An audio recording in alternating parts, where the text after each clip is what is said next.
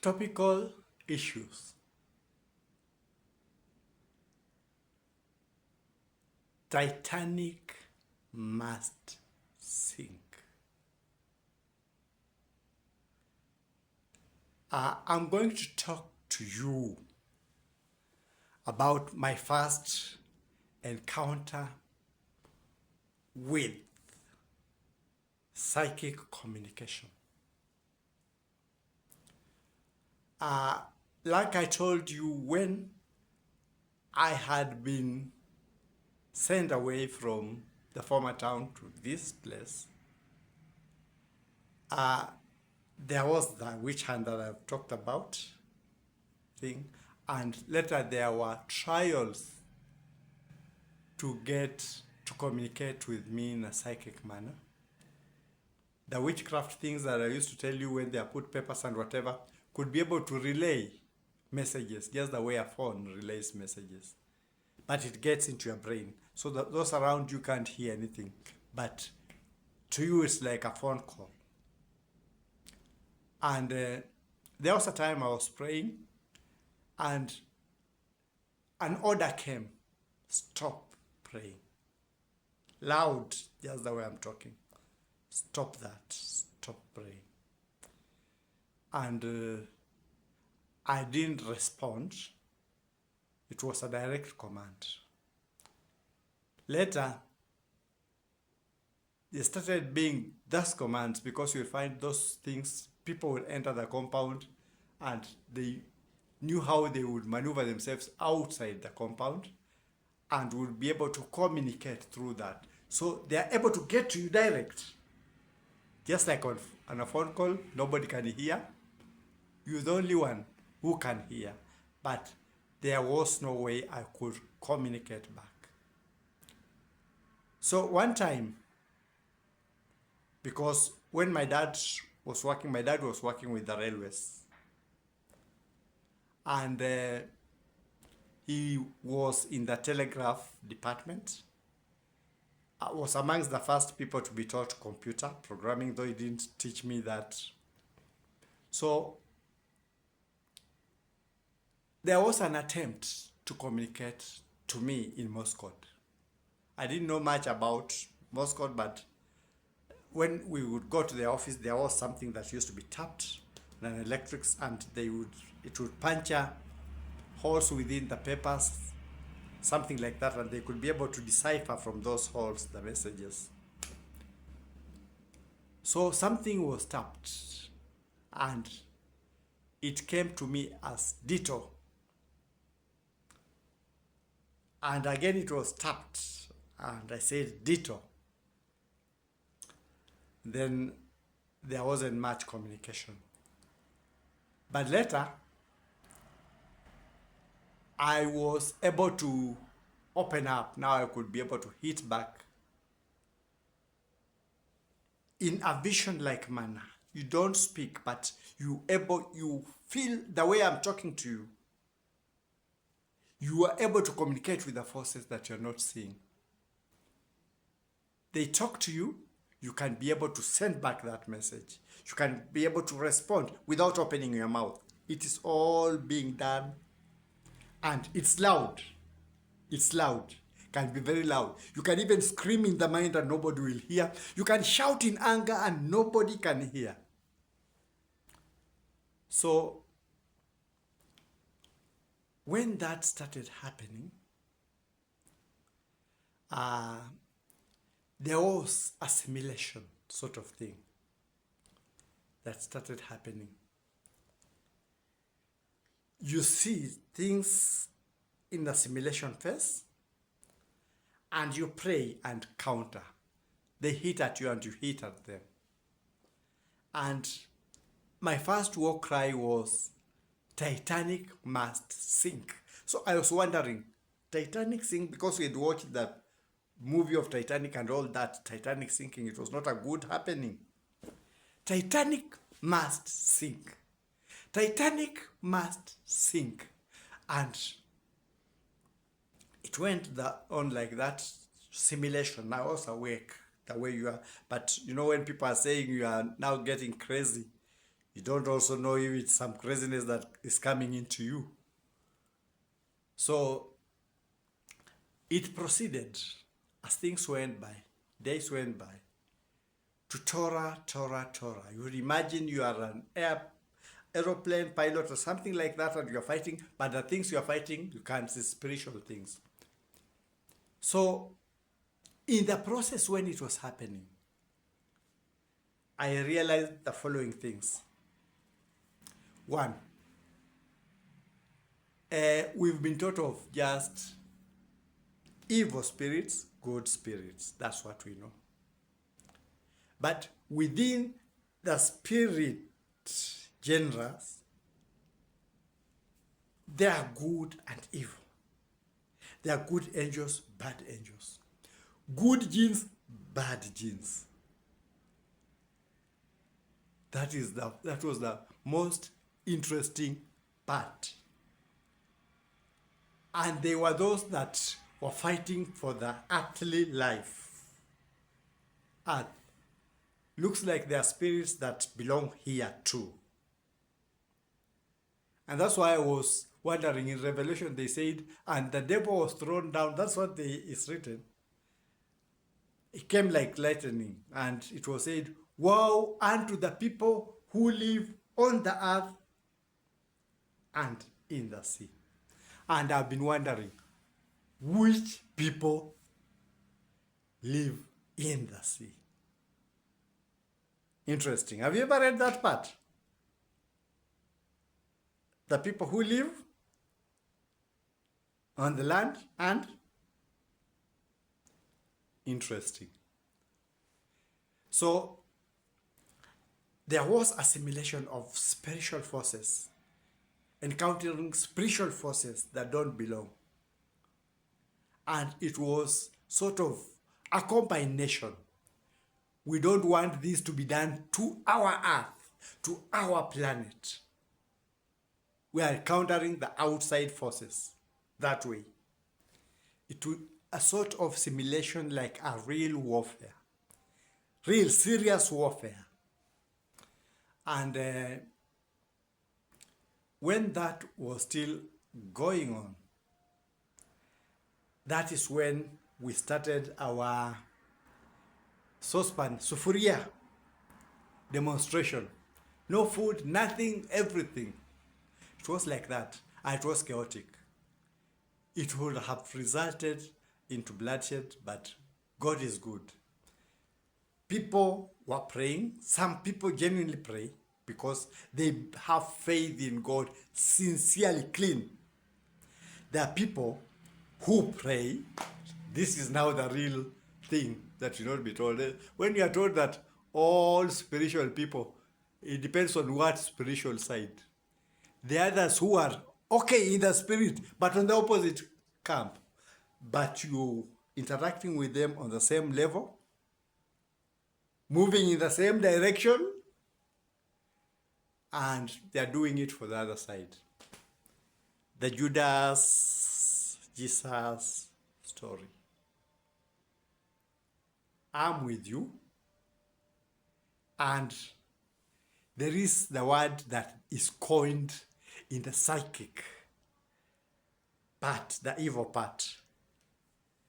They talk of, I will love you to death. They'll show a lot of love to you, even call you sweetheart, while they want to finish you. And it is a Judas move. The way Judas Iscariot went and with full of love. But what is he doing? Leading the forces of destruction on you. We have many of that nature in the spiritual realm. But what I learned, because when I started the first thing, remember the first for Jesus Club, Warriors Club, it was almost like a preaching session. Later, I abandoned, because what was brought to me was the realization that it's not only Christianity. all the faiths are God's visitations. It is you that he looks at. And that's why I always end with, you are the temple. And if God can do it to you, he can do it to everybody. Imagine, it's not only people who belong in the religions we have that get access to that. There are people who don't even belong to any religion. God gives them that access. Let's get to that truth. Let's not keep cheating one another the way that only our religion, our denomination, that is a lie. It's a fallacy. The Spirit of God goes across to some of the people who do not even know this, to some of the people even on the other marginal sides that you could say are not godly. Because that is what we were taught to have. When some horses are being taken somewhere, they have a covering that only makes their eyes see in front. So we're not supposed to see the side and realize the bigger picture. We see a smaller picture. And this is when I started realizing there are many things beyond what we understand. There are malevolent spirits and benevolent spirits within a general or a species of spiritual entities. There are many spiritual entities. They affect the life we live. And our faith, our belief makes a difference when many of us get together. I will use Christian examples, but when a time comes, I will also make other examples, because my protection and my removal and what has made me stay up to the present situation as I'm talking to you has been Christ. Strange? The Spirit of Christ. I have been protected. Not because people wanted me to live. In fact, they would have wanted me to die long time ago. But I've had that spiritual protection. You don't call upon it, and I would tell you I'm not one of the best religious people. I'll be telling you a lie. I don't want to lie to you. Just a common person like who got interest there and learning all these things. I'll not tell you I'm the holy one. No. Anybody can get that protection. Anybody can get that ability, and there are those that are concerned about the earth. It was not only what was happening here. There were several things that were happening around the world, but we shall get to them. So that is why I've been emphasizing the importance of faith. Because I realize it's the faith that does it. The faith. The faith. I'm going to give you another example from the Bible. It says, whoever, listen, not every Christian who calls, no. Not every Muslim who calls, no. Whoever calls for this mountain to be moved and cast into the sea and has faith, it shall be done to him. It shall be done to him. Whoever. Who? Whoever.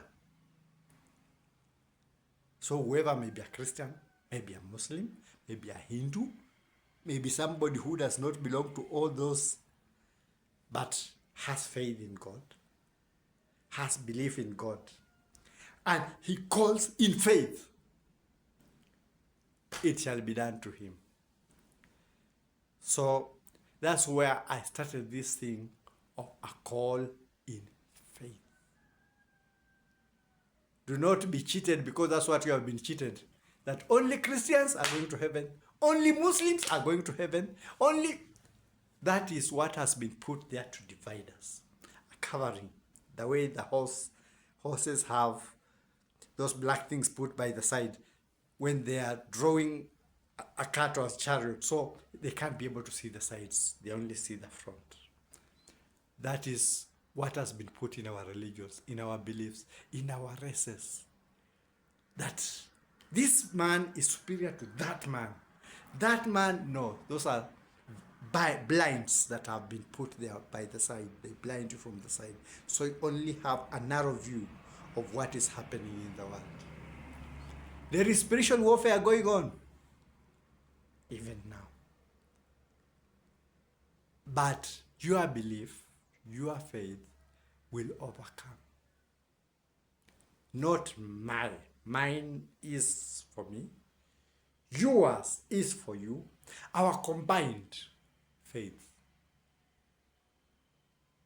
You may be a Muslim, your faith is needed. You may be a Hindu, your faith is needed. You may belong to none of those religions, but you have faith. That faith is needed to change the world. Because there is also the malevolent. But the malevolent sees us differently. It's just the way we see them. Because what you call a blessing, strange, what you call a blessing, they call a curse. What you call a curse, they call a blessing. It is the opposite, reversed. And that's what you realize, that most of these other religions had been started. Let's talk of the Church of Satan, started by LaVey. It is a completely opposite, a contradiction of what the Bible says. You know, many of these religions that we have were started by the ones we call evil, were started by the same spiritual people within these religions that we call upright. Touch each one of them. There is the big book in Sweden. They call it Stockholm. They call it the Devil's Bible. A Bible that has got things about charms, about witchcraft, about what? And who wrote it? A priest. Are you getting this idea? So, there has been a mix-up in things, a mix-up in ideas, a mix-up in the systems. And the system that we would like to suppress is getting influence, and to them doing that influence is supposed to be, they call it also the way the other religions have been calling it, holy war. To them it's a holy war. Achieve a system of suppression. And they're doing it, and many of us are being moved with them. And how do we move along with them? My party, my tribe, my race, my continent. You don't do things because they are right. No. My tribers, that is my tribesman. That is my... And they have put us in that prison. We are prisoners. It is time we liberate, by God's grace, liberate our minds first. That's why we were told we should not eat the fruit of knowledge. That eating a fruit of knowledge is sin. And that's why you find everybody in every religion read the Quran only, read the Bible only, read the Gita only. Your belief is confined to this end, to that end. That is what has been happening. That is the prisons. Those are the prisons, the compartments we put in. This is to liberate you, to liberate me. In that we're able to have a clear vision of what's happening around the world. Use our conscience, not be controlled. This one's of this is there's a lot of control. I come and see you doing something and you're being told, now this is not Muslim-like, this is not Hindu-like. That is what has been happening. And that's why you find even people killing one another across the religious. Because today your daughter converts to Christianity, that is a death sentence. You should kill her. Tomorrow, the other one in the Christian, in the other side, your daughter now and things like that. There are no people who have been immune to that. People have been killed by Hindus, have been killed by Muslims, have been killed by Christians, or discarded from the families and from the societies. That is a prison we are in. People steal in our names, in our races. That is a prison we are in. People commit all forms of crimes. They hide under the cover of our race, under the cover of our tribes, under the cover of our region. That is the prison we are in.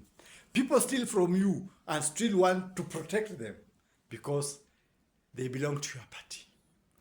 They belong to your tribe. They belong to your race. And whatever they are getting is suppressing you. But you realize when they get to the top, they now don't operate on tribal. That is the most interesting thing. They operate on the basis now of the caste. Want to give you an example with what we know here? We've had opposition forces. I'll give you one thing that I give with a lot of sadness. And I'm talking of the past people. The time we could not agree and we were fighting. People literally killing one another. People could not talk to one another. A vehicle that the sons of some of these big people who were fighting for had a minor accident. And you know what? All of them were coming from a party, enjoying themselves, while we, the fools, not fools, once in prison compartments, were fighting one another. Up to now, some of us are not able to talk to one another, are not able to see one another. When the people meet in their castes, there's no tribe, there's no race, they are one. But the prisoners are in caste systems. There, down there, these are the ones who know who is Muslim and what denomination of Islam, who is Christian and what denomination of Christianity, who is Hindu and what denomination of Hinduism, who doesn't belong to any, but what are his customs. That is the prison we are in. Yes. You will say you're not a prisoner. But let me assure you, most of us have not broken out of that prison. That's why nobody would want genuine changes, because they are going to touch our tribesmen, they are going to touch our race, they are going to touch. But in the process, those in the upper caste have no problem. Everything flows for them. Those in the lower caste still keep shouting up there, change the systems! But then you are hindering the changes of the system. Because those systems will only change when you are able to crack down on whatever you call is yours. That is my take for now in topical issues. Think about it. Are you liberated? Are you in prison? You don't belong to the other castes. They don't belong to your caste. But we can have a world where all of us can coexist. We are not saying we shall all rise up. Where our vision of evil and goodness shall be balanced. It is up to you to make your choice. Think about it.